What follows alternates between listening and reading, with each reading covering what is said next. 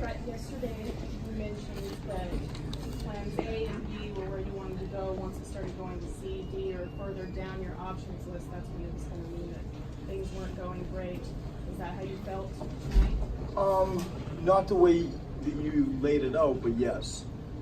When you look at sort of the stats or you just feel the game, we really had a struggle just guarding them like me and you stuff. They really are capable, skilled, live ball players. And I thought that we were exposed in some areas, as we kind of candidly talked about. We have a hard time at times dealing with those types of players, let alone multiple players that have that type of skill set. I felt that's where the game, to me, was exposed the most, in the area that we have to fix in this series going forward. I thought that the three-point shooting kind of only in the first half, and especially in the first 3 or 4 minutes with Harris, getting some quick threes, I thought that calmed down in the second half.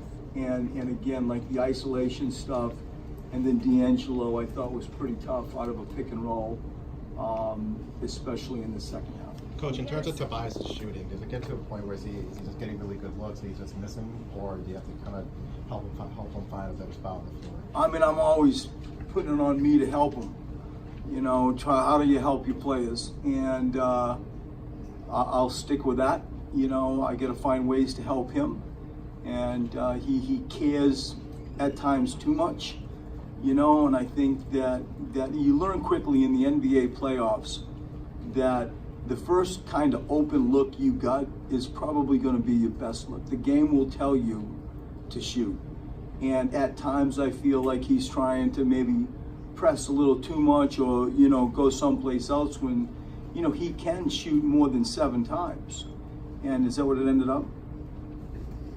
Yeah, so, I will own that. I got to find ways to help Tobias. What did you miss them doing defensively on JJ, not allowing him to work screens, things like that? It's just stuff that, playoff teams do. It wasn't anything out of the ordinary. They just did it quite well. There's a physical side that they played with. Lots of teams sort of play on the high side of JJ and try to staple him to a baseline. I thought that they did that well, and he got into some foul trouble, and I don't think that helped sort of cultivate a rhythm. But I give them credit. They were physical on JJ. Coach, it was the first. Joel did, and kind of decisions that led it that went into him playing. I know it was just before the game, but what went into that decision? How do you think he did? I mean, I'm always just a recipient of news as opposed to any kind of level of a decision maker. When it gets to the health, the head coach, I listen more than I advise, as I should. And I was advised that he could come in and play very late. Joel really wanted to play. He really, really wanted to play. I think the thing that I was most concerned about is what's going to be the outcome. We don't want to look in the rearview mirror and have regrets. It's game 1. Somebody's going to find a way to win four games, and it happens, as we all know, in many ways, shapes, and forms. I thought that Joel looked like he hadn't played for a while, yet was still, dominant. Look at his numbers and look at the free throw attempts. But it was clear that the pace of the game, the speed of the game, types of stuff, you could see that he was tired. And those are my initial thoughts without seeing the tape. But Butler got it going pretty good for you, and often in that case, that can lift the team around and inspire them to join him in doing that. First, your thoughts about Butler's game, and your thoughts about why that might not have happened with the team following ball. Yeah. First, I'm so with you, Bob, on Jimmy. That was the adult in the room. That was a man. And I think that especially, we've seen it from time, we see it here in Philly in the regular season, 4th period stand out a lot, but you saw it kind of consistently spread throughout the game. The physicality of the game, the elite athleticism, the toughness. It is true. He was the adult in the room, and he was trying to, like, you know, pull others along. And, you know, just when you look at the starting five as an example, Ben had a down game, JJ had a down game, Tobias had a down game. You know, if you go straight to the 3-point shooting, we were 3 for 20. Think about this now. We were 3 for 25. And then if you take a little bit of a pivot on a stat sheet, you're going to see that we were only 69% from the free throw line. And so, you know, we missed a bunch of shots. We had 3 starters down. Our bench was outscored heavily by their bench. I think it was 59 to 26. I thought Boban did some good things. But trying to find participants outside of Joel, who we really wasn't sure was going to play, it didn't happen tonight for whatever reason. And I give Brooklyn credit more than I do anything.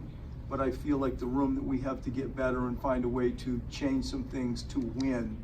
I see it. It's not like it's a mystery to us. The Nets really, they sagged into the paint. But do you feel like Ben passed up some opportunities to attack the rim? He passed up on attack opportunities, tried to pass into some tight windows. I do agree at times he passed into some tight windows. He's trying to, you know, play with that pace and speed and still be a point guard and, you know, share the ball. I think the notion that you're going to take a sagging defensive player that crowds the paint and plays him where they do, and you're going to try to drive that's even more traffic. I think if you had asked the question, you know, should he have just dribbled up and shot some top of the key jump shots? Maybe, possibly. But Ben, you know, did have a down night by his standards, obviously, and he'll be back. Like, he's too competitive. He's too good. He will be back. Right, what's your thoughts? ESPN showed a video of Amir and Joel on his cell phone in the fourth quarter. My thoughts, and I learned this walking to this room, is first, it's completely unacceptable. And second, we will deal with it internally, I'm sure, very soon. In regards to a suspension?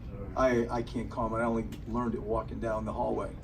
And so, like, I stay with those 2 points, Keith. You know, it is not something that we are about. And I really don't even know, you know, I think all of us should sort of learn a little bit more than maybe, certainly I do. But on first glance, you know, it is not something that we are and certainly don't condone. And the club will deal with it. Do you think is there something different that you can or might need to do with Ben, given the way they're playing them, given how much he struggled tonight, or do you think it's just a matter of him having an off night and needing to bounce back? I think it's more that. I believe, sort of like, you know, the Miami series you go through, or the Celtics series is probably the one that's most on everybody's mind from last year. You know, maybe there are some things that we can do to you know, better sort of utilize him, given the way people defend him, you know, in the second half. And at times in the first half, we try to get him more as a screen setter. And, you know, but what ends up happening is you end up having to, you know, space Joel out a little bit. And I think that we can play with Joel bully ball. You know, at times I wish that we could get him, you know, more involved inside.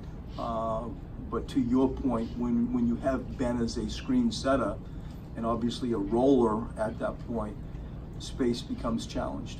He started out that way, you know, drew some fouls, and then he kind of got into that 3-point mode, and it seemed like it you know, in the first, second quarter, kind of got him away from the things that seemed to be successful.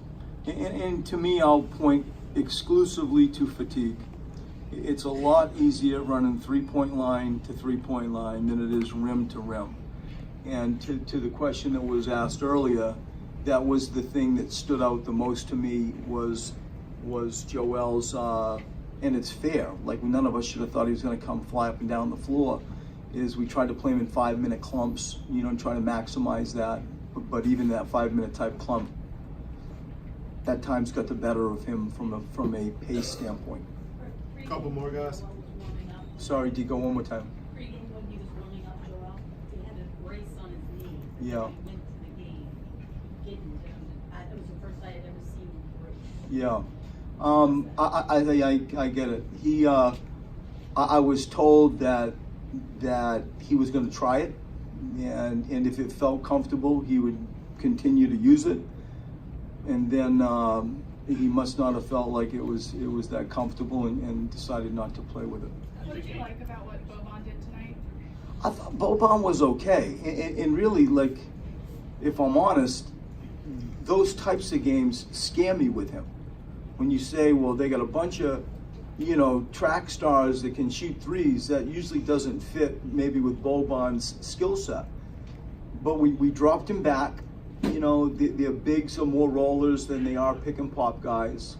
At times they went with Dudley, and then you have a decision to make. Do you continue to do different things schematically, or do you just sub it and go apples for apples? But in general, I thought Boban was okay. And at times I thought he was really good. And, he made some foul line type jump shots. I always want our big guys to be big and get more involved, maybe closer to the rim. But I thought in general, Boban was pretty good.